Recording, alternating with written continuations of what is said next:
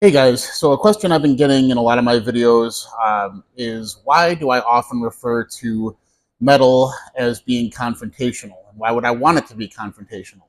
Uh, and that is a tough question to answer because what is provocative to modern audiences is definitely not what was provocative to audiences when metal was in its heyday. And because of that, the nature of confrontation is a little bit different. People have different fears nowadays, different hangups, and different ways to ignore reality. And as we know, what separates metal from other genres is that it makes people confront reality, or at least the things about it that people tend to ignore. And the further we kind of descend into modernity, the more of reality we are choosing to ignore. And a lot of it is getting harder to even encounter. So we don't even have to worry about whether or not we want to squash it. It's just not even there for us to reflect upon. And the more I ease into modern comforts, and it is nice that I can have any supplies I need delivered right to me. I can have my food door dashed to me. Um, as awesome as that is, it has killed the nature of adventure for a lot of people. A lot of people now are homebodies, which was exacerbated by what happened with COVID. People settled into the idea that they can just sit at home and waste away. And now that we do not have the need for adventure nearly as much, that has kind of rerouted what it would take for people to be confronted, what it would take for things to be provocative to a modern audience. And what I remember about, or at least the what really makes people feel unnerved nowadays is things that are kind of closely resembling what they are familiar with, but mutated just enough where it's not comfortable. Like AI, people are always like, I hate Uncanny Valley, I hate things that resemble humanity, but are just off enough to make me feel weird. And that, I think, is in direct correlation to uh, how the lack of adventure has rerouted the human mind. Before, the fear of the unknown, or the unknown in general, the unknown was the greatest fear. Uh, Knowing that there's something out there that you couldn't possibly comprehend. That was something that would both entice people and cause great feelings of dread. But now, people are so locked into their own mindsets that in order to be disturbed, they have to have something that kind of resembles what they are very, very familiar with, but slightly off. And I understand that too. If I see like a mash of AI faces, like a background collage of what should resemble humanity, and it's all fucked up looking, I don't like that. And uh, it's in our nature to it's a survival instinct to look at something and be able to discern whether or not it's going to be an imminent threat based on its face. So I get it. But because of that, I think we have to, if we want metal to be provocative, if we want it to be confrontational, we have to reroute what is going to get that rise out of the audience. And I don't mean that we should look at the audience as a means to steer the artistic value of how creation comes together. You don't want art to be controlled by others. And I know nothing exists in a vacuum, but you want as much of your objective nature to come across in what you're writing. And if you're just out to make the audience feel a certain way, or if you're out to shock an audience, you're already letting a third party control you, and that's not going to help your artistic creations in any way. But because metal is now, it's been boiled down to techniques and an overall like blanket sound, like the static sound of metal, and the image of metal. Like, because people are aware of what that is, and because they are less willing to step outside the box and have that sense of adventure, what was provocative about metal no longer exists. Like the satanic panic is over. People, you know, being perceived as dangerous for listening to outsider music, that is over. What people now need in order to have a sense of confrontation, in order to have their survival instinct be checked, is to have that semblance of normalcy, but have it be slightly mutated. And that's something that I wanted to talk about as happening more in the post-rock genre, more in the, I don't even know what we can call it now, post-metal.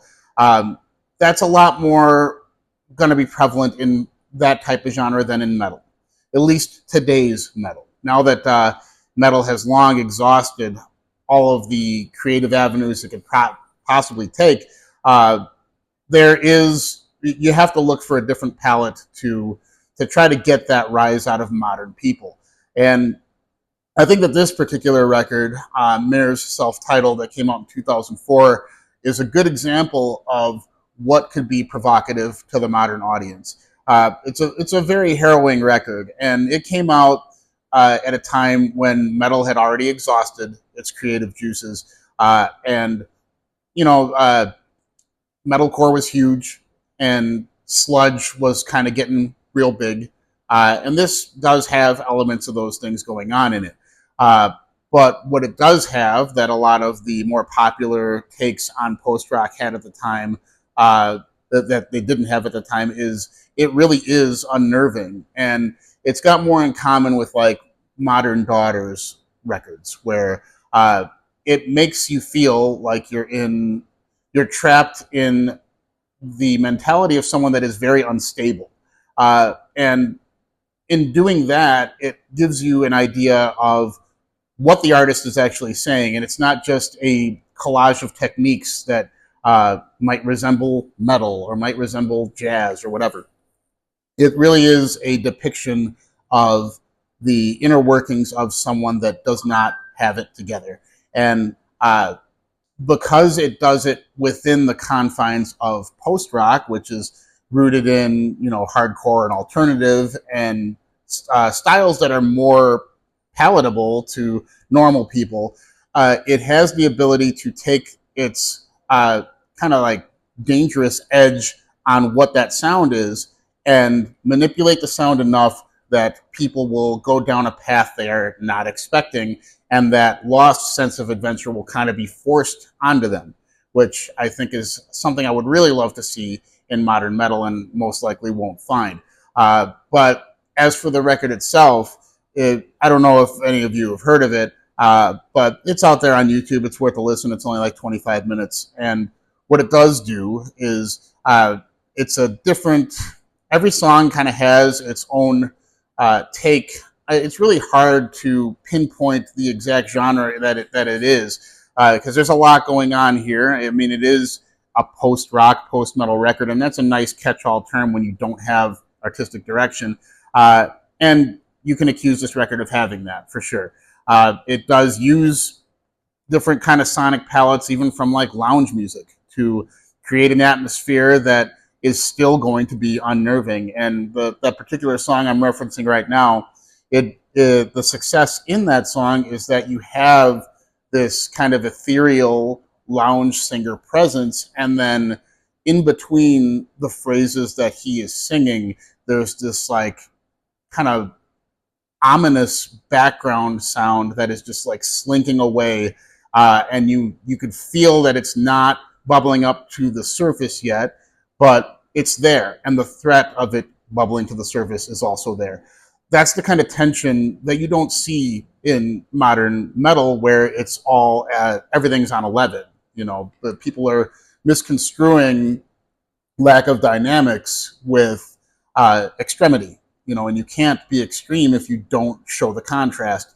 This is a record of contrast and mood, and a lot of it, I think, is very successful. There's some stuff in here that is going to rile the feathers of a metal fan. It's not a metal record. So if you approach this, you should probably be more into like alternative tinged stuff. Like, don't look at it as a metal record. It's not what it is.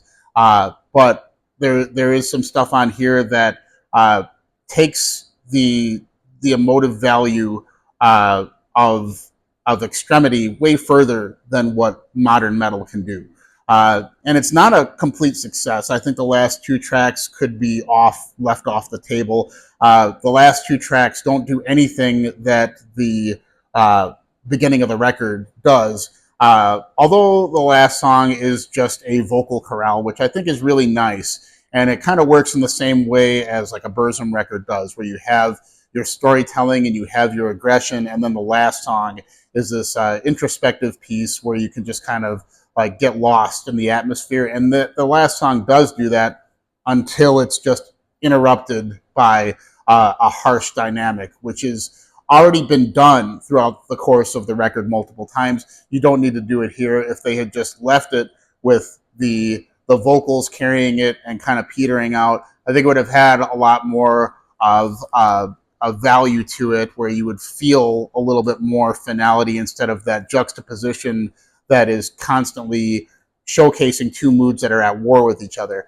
But I do think that this is worth a listen, because it shows that there are people that are outside of the metal genre that understand the nature of how to provoke, how to present the contrast that we used to have in the genre, and how to get that conflict to show where you're presenting something to the audience and you don't give a fuck if they like it or not. This is who you are, and you're gonna just get it out there. And if they acknowledge it, if they understand it, that's on them.